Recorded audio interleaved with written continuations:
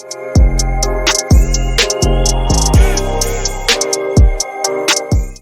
guys, I'm going to try to make this video in less than 15 minutes because I should probably go to work and I'm kind of avoiding going to work right now again because I'm lazy.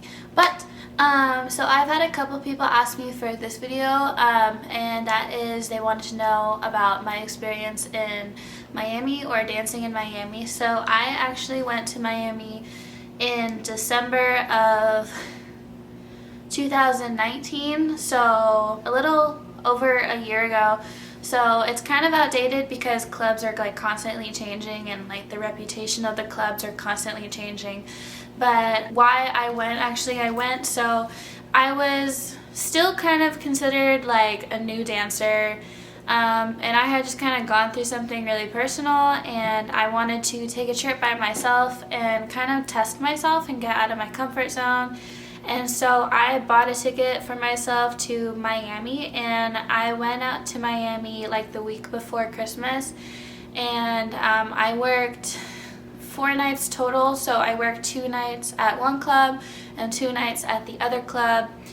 And so basically I went the week before Christmas, which is usually a good week in Miami, and it was a good week, but probably I would say around the best times to go in Miami are like during sporting events and also during like holidays. A lot of people go to Miami to have like a summer Christmas kind of, or like, you know, like a warm Christmas or something. So that's why I went kind of during Christmas. So I went by myself. I was 20 at the time. I was 20 years old.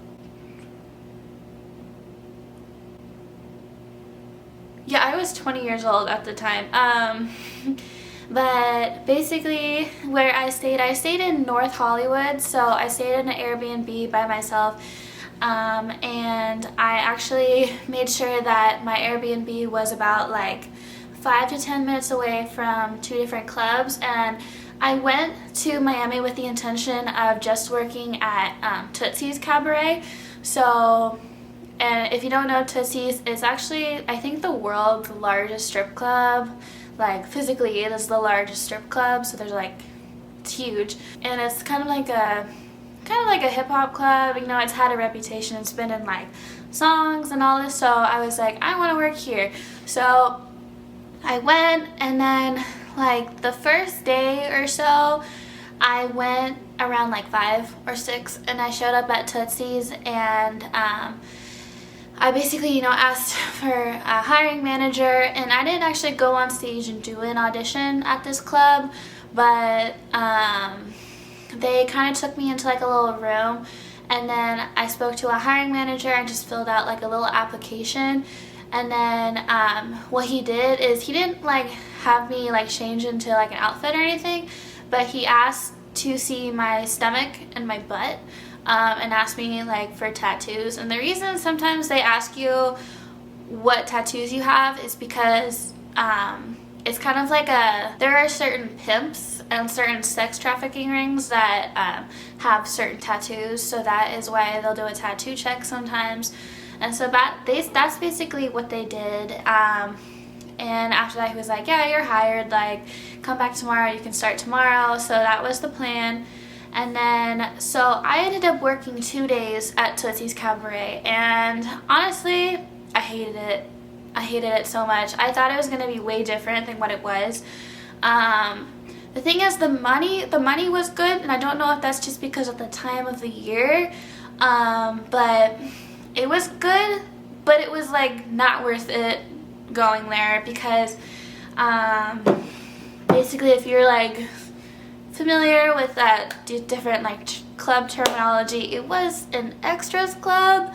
So it only took me like 30 minutes before I figured out it was an extras club. And that is basically because like it was really hard to sell any kind of dances without people being like, okay, but can I like buy sex for you? And I'm like, no. Suck my dick. No. But yeah, so basically Tootsie's Cabaret, you know, it's got a good reputation for being like important in pop culture or hip hop culture or whatever, but honestly No, it's horrible to work at. There was like 200 girls. I went on stage maybe twice a night. And the stage was fucking horrible because the poles were horrible. And then, no one tipped the stage. And there was actually like a rail, so people actually couldn't throw money on the stage. It was kind of weird. And then you did one song by yourself up on the main stage, and then you had to go and like walk around on this little catwalk, like right in front of the stage, and you were told to get nude, so you didn't have a choice, you had to get nude. And the thing is, like, there wasn't really any dancing, and people would just straight up try to walk up to the little like rail and like try to touch you and like give you $1. And then I'm like, that's not it. That's fucking not it. It was like horrible. So, stage money sucked. I didn't even really see any people in like sections and like throwing money in sections or anything, so I'm kind of like, what is the point? But I sold a lot of table dances and then a few like lap dances where you actually aren't allowed to get fully nude in a lap dance, but you're supposed to get fully nude on stage. And then pretty much the champagne rooms there at this club were like just sex. And there was a second floor of this club, and the second floor was like known for just sex, like just extras.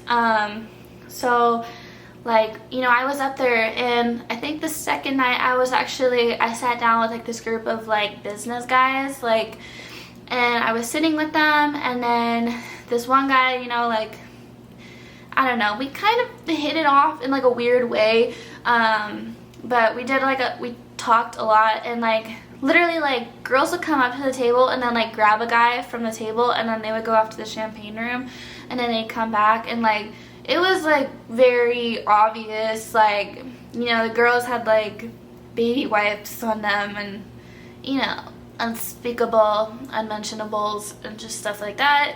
And I was like, okay, this is what's going on.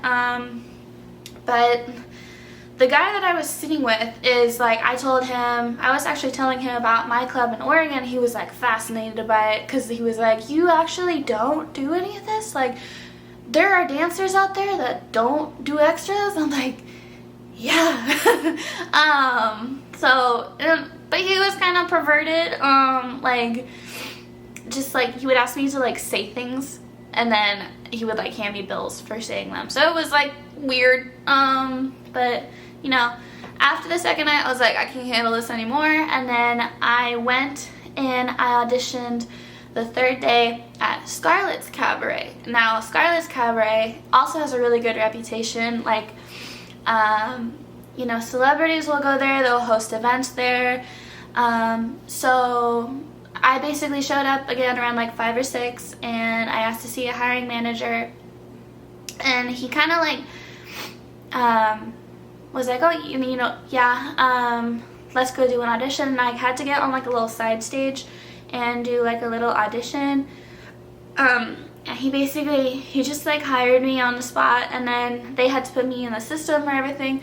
And the thing that I really loved about this club is that, or about any club that does this, is they sit you down and they talk about their like very strict no solicitation, like they're like, we don't condone any kind of solicitation, we have cameras, like, don't do any of this, like, blah blah blah. I'm like, that is like very reassuring to me as a dancer. So they the management was like amazing. The staff, like, I didn't even like talk to a lot of the staff, but then they would like walk by me and they'd be like, oh, hey Duchess. I'm like, hey, like, I don't know you, but thank you for saying hi. Like, and the locker room was so clean. It was a very, very clean club. At Scarlett's, they want you to wear like a skirt during the day, and then like an evening gown or like a long skirt at night, kind of, but like a sheer skirt, so it's not like a full-on like cocktail dress or whatever. But again, if you like go and try Scarlett's, they'll tell you about it. And then the house mom also sells like skirts and dresses and stuff. And I loved the stages because there was like 15, like not 15, but like 10 different stages, and you went on stage like a lot, which was nice because I like going on stage.